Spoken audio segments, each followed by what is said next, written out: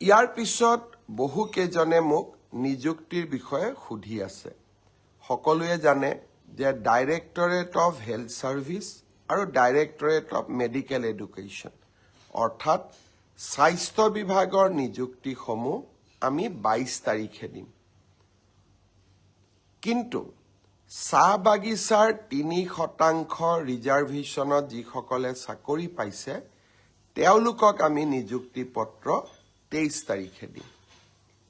এটা নিযুক্তি সকলোৰে বাবে নিযুক্তি 22 তাৰিখে হ'ব আৰু চাহ বাগিচাৰ ল'ৰা ছোৱালীখিনিৰ বাবে আমি 23 তাৰিখে নিযুক্তি পত্ৰ বিতৰণ কৰিম। এতিয়া দ্বিতীয় প্ৰশ্নটো মোক কৰি আছে বহুতে যে এডিআৰই নিযুক্তি কেতিয়া হ'ব। আৰু প্ৰশ্ন কৰোঁতে দুই এজনক মই অধৈৰ্য হোৱাও দেখা পাইছোঁ। যোৱাবাৰো এডিআৰই নিযুক্তিৰ ফলাফল ঘোষণা আৰু নিযুক্তিৰ মাজত যথেষ্ট সময় আমি লৈছিলোঁ।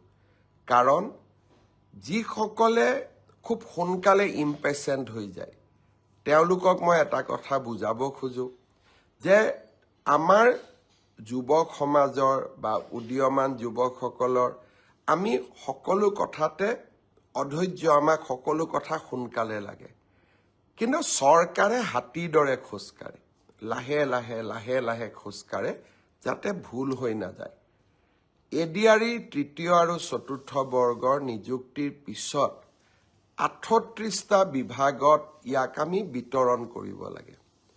38টা বিভাগে প্ৰায় 60টাতকৈ অধিক সঞ্চালকালয়ৰ মাজত এই পদসমূহ বিতৰণ কৰিব লাগে।